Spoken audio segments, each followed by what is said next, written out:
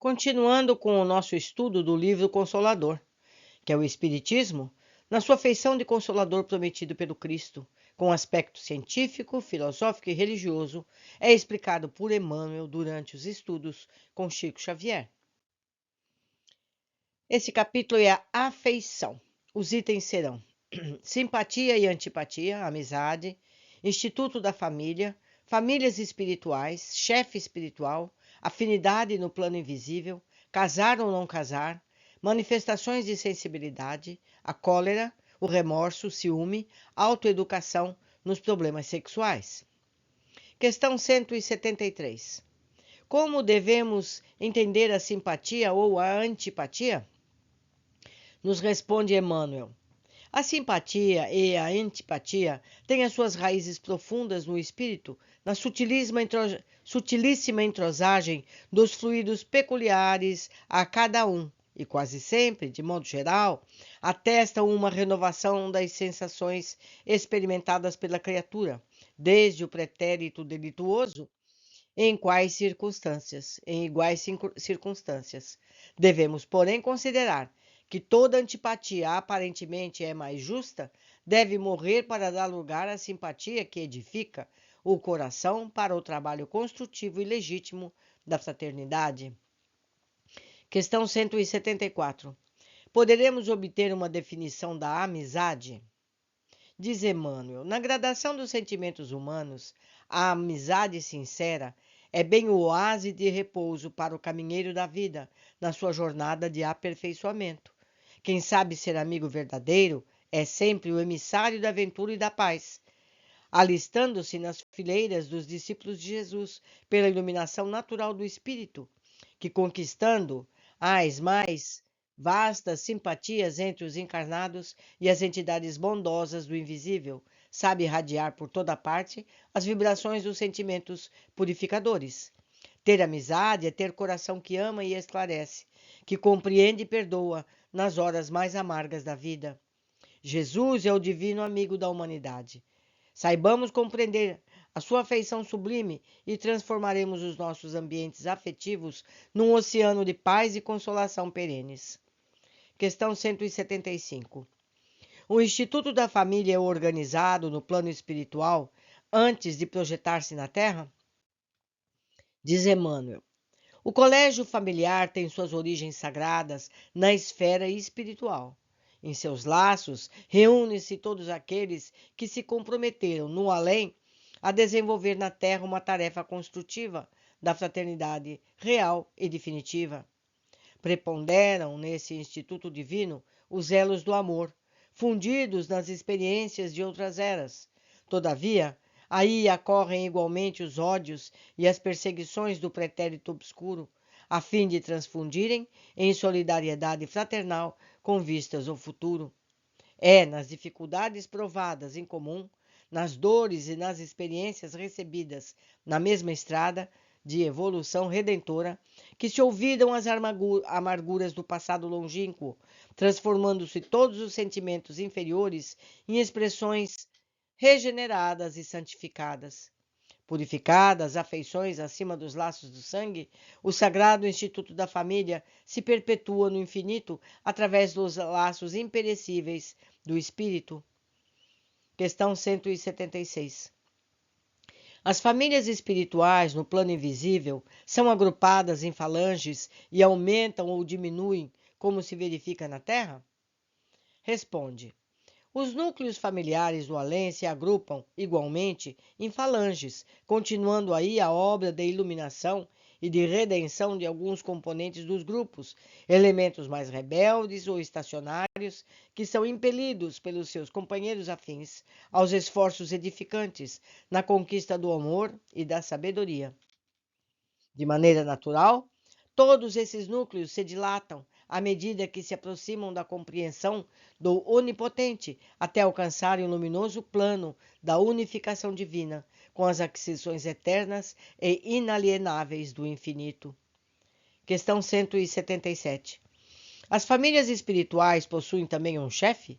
Todas as coletividades, nos explica Emmanuel, Todas as coletividades espirituais estão reunidas em suas características familiares, pelas santas afinidades da alma, e cada uma possui o seu grande mentor nos planos mais elevados, onde promanam as substâncias eternas do amor e da sabedoria. Questão 178.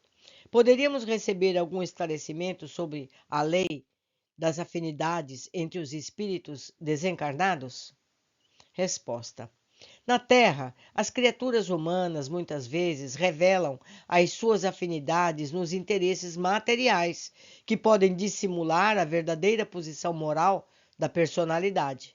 No mundo dos espíritos elevados, porém, as afinidades legítimas se revelam sem qualquer artifício pelos sentimentos mais puros. Questão 179. No capítulo das afeições eternas, o casar ou não casar está fora da vontade dos seres humanos? Resposta. O matrimônio na Terra é sempre uma resultante de determinadas resoluções tomadas na vida do infinito, antes da reencarnação dos espíritos, seja por orientação dos mentores mais elevados, quando a entidade não possui a indispensável educação para manejar as suas próprias faculdades, ou em consequência de compromissos livremente assumidos pelas almas antes de suas novas experiências do mundo, razão pela qual os consórcios humanos estão previstos na existência dos indivíduos no quadro escuro das provas expiatórias ou no acervo de valores das missões que regeneram e santificam. Questão 180. A indiferença nas manifestações de sensibilidade afetiva dentro dos processos da evolução da vida na Terra, nas horas de dor e de alegria, é atitude justificável como medida de vigilância espiritual? Responde Emmanuel. A indiferença, que se traduz por cristalização dos sentimentos, é sempre perigosa para a vida da alma. Todavia, existem atitudes no domínio da exteriorização emocional que se justificam pela natureza de suas expressões educativas. Questão 181. Como entender o sentimento de cólera nos trâmites da vida humana? Resposta. A cólera não resolve os problemas evolutivos e nada mais significa que um traço de recordação dos primórdios da vida humana em suas expressões mais grosseiras.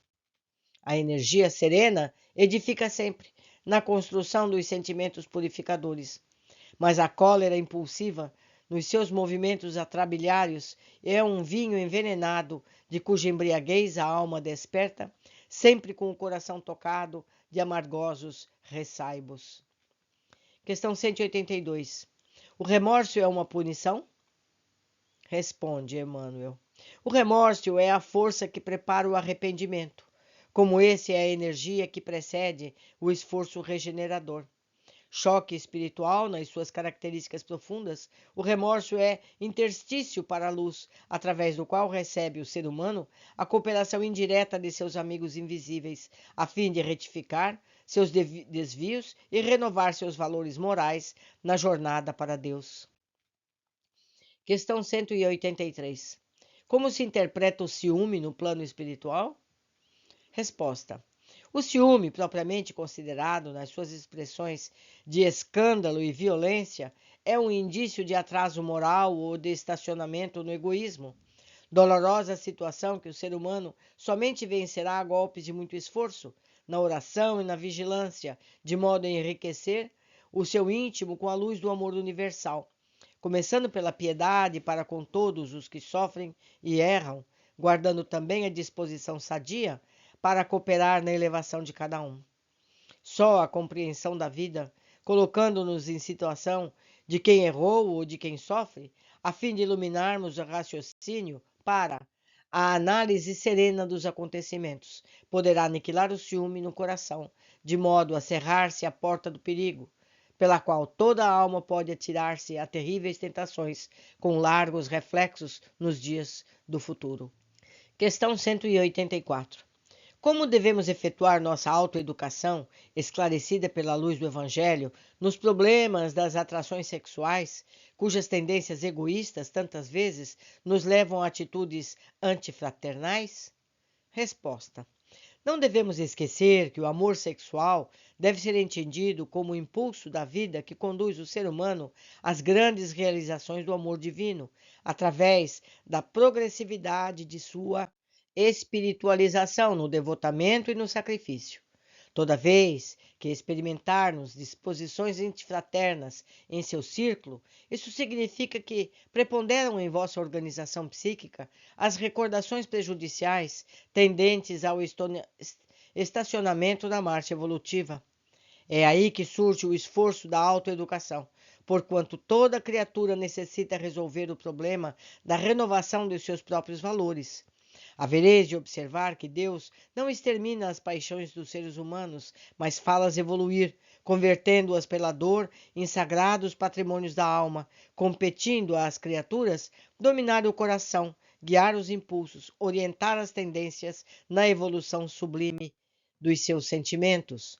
Examinando-se ainda o elevado coeficiente da viciação do amor sexual que os seres humanos criaram para seus destinos, somos obrigados a ponderar que, se muitos contraem débitos penosos entre os excessos da fortuna, da inteligência e do poder, outros o fazem pelo sexo, abusando dos seus mais sagrados pontos de referência em sua vida. É por esse motivo que observamos muitas vezes almas numerosas aprendendo, entre as angústias sexuais do mundo, a renúncia e o sacrifício em marcha das mais puras aquisições do amor divino. Depreende-se, pois, que ao invés da educação sexual pela satisfação dos instintos, é imprescindível que os seres humanos eduquem sua alma para a compreensão sagrada do sexo. Precisamos aprender, meus amigos, e estudando isso nos é facilitado. Por hoje ficamos por aqui. Aguardo a todos na sequência de nosso estudo.